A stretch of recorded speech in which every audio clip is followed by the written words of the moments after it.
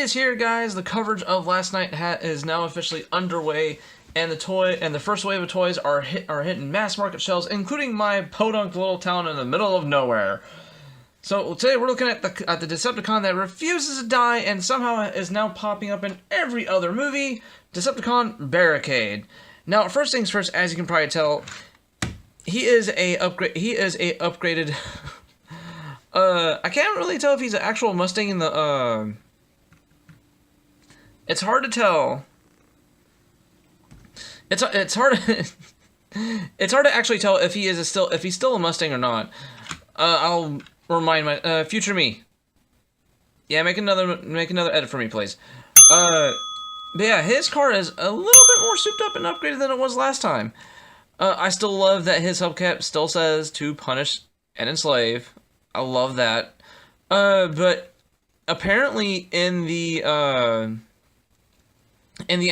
actual movie, it says something different. Again, I can't remember off the top of my head, but I still love that it says to punish and enslave. That I always like that on a cop car for Transformers. Yes.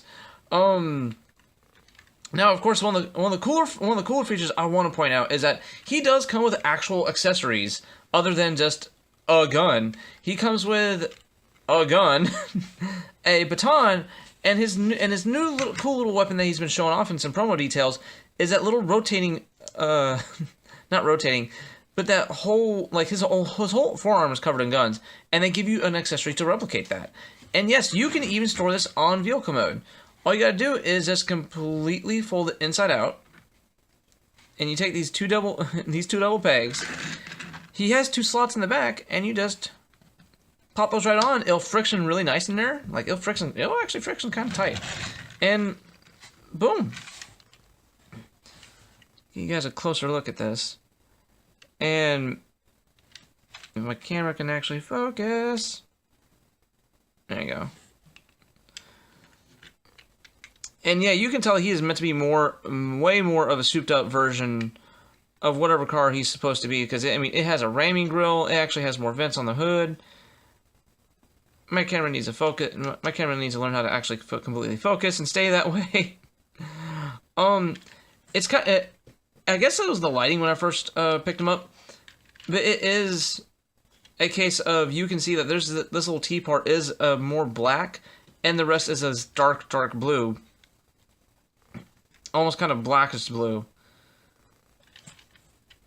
And of course you can see his robot parts inside. And even with his accessories attached on the underside, it still lays flat. And it rolls perfectly well. Like, there's more than enough clearance for that. I love that. I love it when it gives me an amount of accessories and I can still attach it to this. Even Age of Extinction Hound did the exact same thing, where you can attach all his guns on him in some form or fashion, and he still rolled. I love it that I can keep track of my accessories. Trust me, 5-year-old Jeremiah hates the fact that he lost almost every single one of his guns for every single Transformer that did not integrate into the car mode in some form or fashion.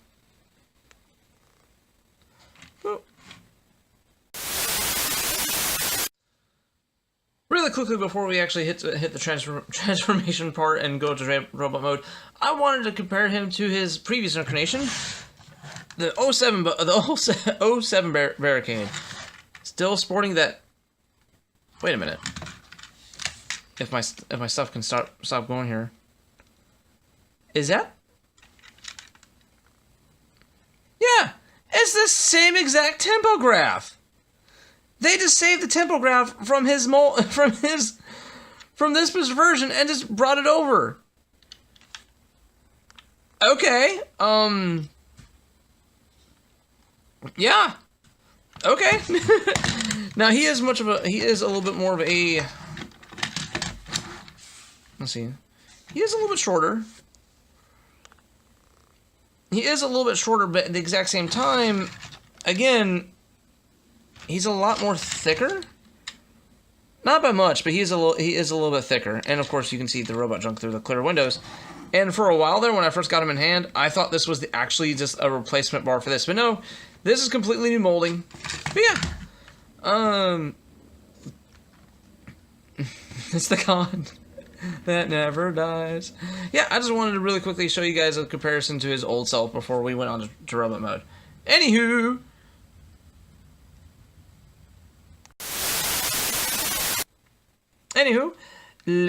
Okay, so, well, I mean, he is a cop car.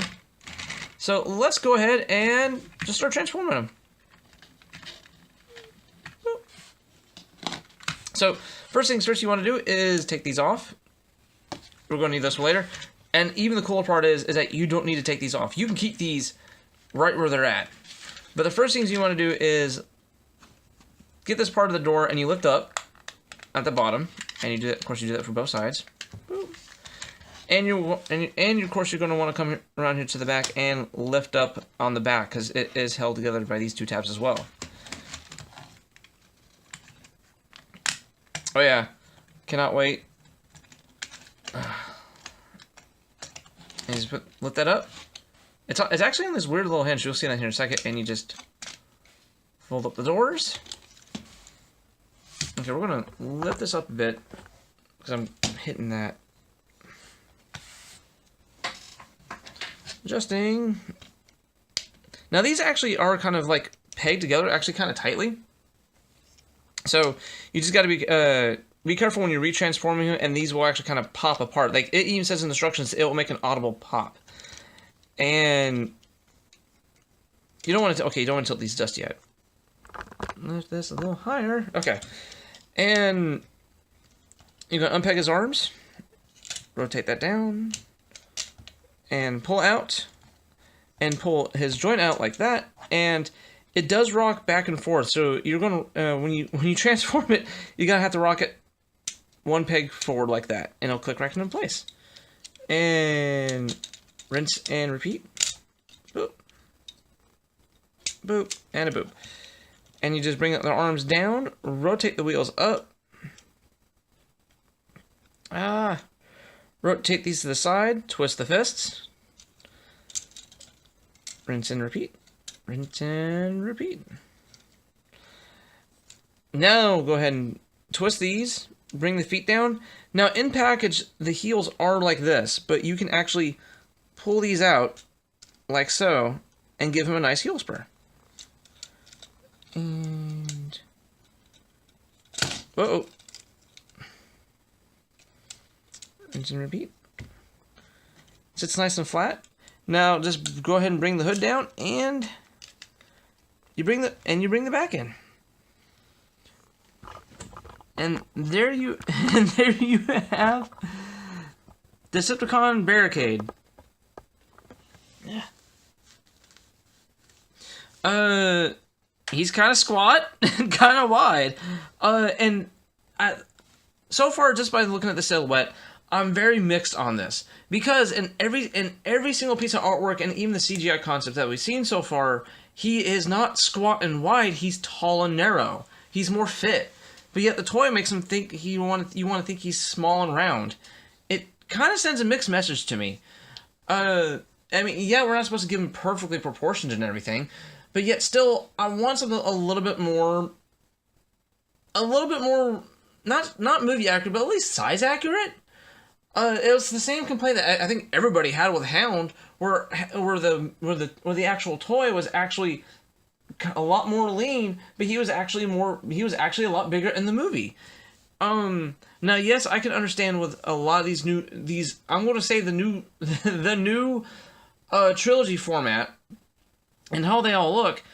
Yes, they are a lot more sleeker. There's a lot less actual parts on him, so it's a lot harder to make an actual transformer around him. Hence why a lot of these newer Transformers since Age of Extinction are a lot shelly, and I kind of love and hate that at the same time.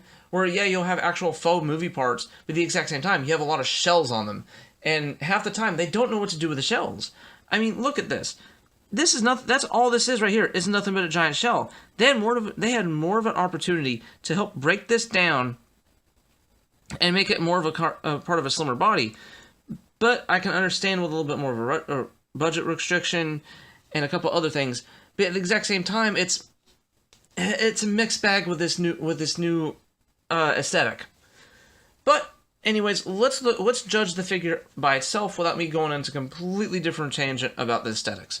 Well, first off, remember the gauntlet of guns I mentioned a second ago? Well, it can mount on either arm of his on either arm. Boop. You just want to hook it on the inner side, like so. It kind of frictions into place a little bit, and then you just clamp it shut. Uh-oh. Don't do this to me. Don't do this to me. Don't do this to me. Don't. Okay, there we go. There we go. Now it is kind of loose, depending on the actual socket you put in. But for the it's not bad. I mean, the details on this thing, or the details are there. I mean, the details are molded in. So if you're a customizer, go to town, dude. I mean, I mean, this is basically a free job. But. And especially, there's some details, like, did not think they would put this in. But in the new model of Barricade, he has brass knuckles that says serve and protect. And guess what? Uh-oh. He actually has the brass knuckles molded in. And of course they're backwards, so when so he's literally punching the serve and protect into you.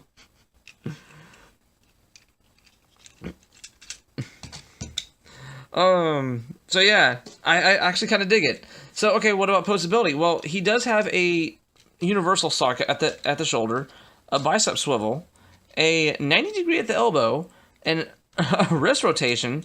No waist rotation, sadly enough, because I think that's mostly how it transforms. Ball joint at the thigh rotation due to transformation, 90-degree knee with, okay, that's going to be a very painful knee to someone if he does keep that down. I think that's why cops have the new retractable ones, because I think they did that a couple of times, maybe, or at least someone had the idea. And sadly, the feet do not have an ankle tilt. They do have that built-in slant to their feet, to his feet, so you can go a little bit wide-legged. But that's pretty much about it. And of course, these weapons do come off, like so. These are actually packaged separately. So you can either put them either or, and he does hold his weapons. Boop, like so. And boop, like so. Now, oh, darn it, he's holding his baton and his gun. Oh, what do I do with this? Oh, wait, the sockets on his back are still available. So we're just going to refold this and put it on the back. Now, I heard this was one big criticism, that the backpack has no way of folding down just a little bit more. I mean, if it just one more, just like crack this in half and fold it on top so we don't have this part hanging down, I would have been fine with that. But we have this big panel just coming off the back, and it kind of messes up the silhouette for me. Because you can cheat with these movie toys and still have a good silhouette. But when you have, like, if you cut that out, like, leave that actually makes him look a little bit better. But then again, it does mess with his chunkiness, where he has this chunky chest and, not really chunk down here. So I'm not getting it. But some decent posability, and, oh yeah, I forgot to show this off, but his head. Yeah, a lot of people were questioning, like, why does he have 4 eyes in this one? Well, I went back and watched Dark of the Moon. His eyes got shot out in Dark of the Moon. So if he healed and somehow the fragments divided up into 2 separate eyes, yeah. And check that out. It's kind of hard to, my camera isn't, there we go. There's that temporograph Decepticon symbol, and yes, it is not blurred together, and it is segmented. And his head is actually on a ball joint. So it's actually really cool. Ooh. Don't lose me now, camera. Don't lose me. That auto-focusing is killing me. So you can actually get some really decent poses out of this guy. Get the head. Now, I'm glad he didn't run into the jolt problem where this was going to block his head the whole time. let's see. Let's go have him hold him like so. And you know what? For comparison's sakes, and of course, here is his original form.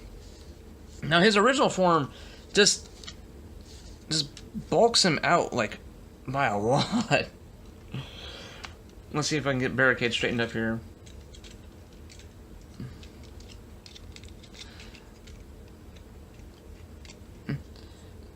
Now, you can kind of see it where they basically took his movie 1 form and they just slightly upgraded it. Ooh, that's actually... Tilt this camera up just a scoosh. Tilt it down. There we go. There we go. And yeah, you can really see here where they definitely took a lot of cues from the movie 1 design and just basically updated them for the new aesthetic for the movie and to the perfect excuse for Hasbro, make new toys. But yeah. But as we saw in Dark of the Moon, Barricade did get kind of slaughtered, so to speak. And so he really needed an excuse to basically reformat himself and pull a Optimus or a Bumblebee and rescan a new vehicle to help upgrade and redesign himself to basically heal himself all the way.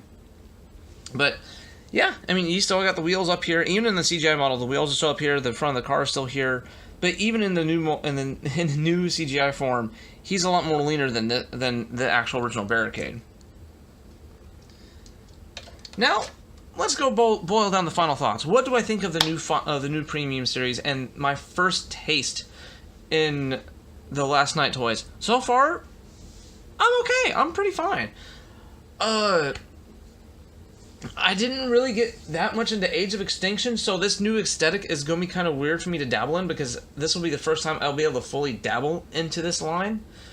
But so far, I am liking what I'm seeing. I am liking some of the primo paint jobs on the premium series for a premium mainline series, not that other series that called itself premium for a premium paint job and only made me pay for half of a paint job.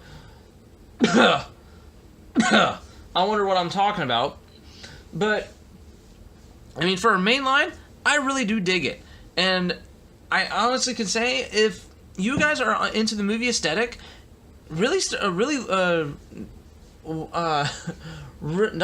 looking at these guys, but if you're wandering around Walmart, pick one up. Barricade is everybody's first choice to go after right now, because he is one of the new molds out of the 4 deluxes that are out there. I believe the Berserker is a somewhat remold tool-ish thing of the Dreads from the 3rd movie, and then Bumblebee and Snarl are just repaints. But out of the deluxes, yeah, I honestly do say that as a entry first wave figure, because we remember the first waves of these figures are always kind of the he's not bad. I really say do go out there and pick everything up. Not pick everything up. Do go out there and pick him up if you do see him. Anyway, guys, thank you for checking out this video. Be sure to check out my other 2 Wereview videos that are out there of the movie Best Soundwave and Optimus Prime. That hint.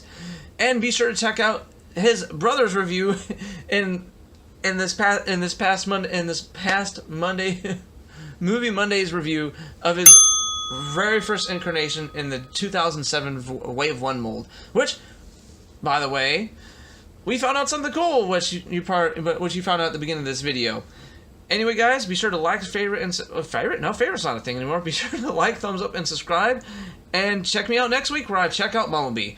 And I'll catch you guys later.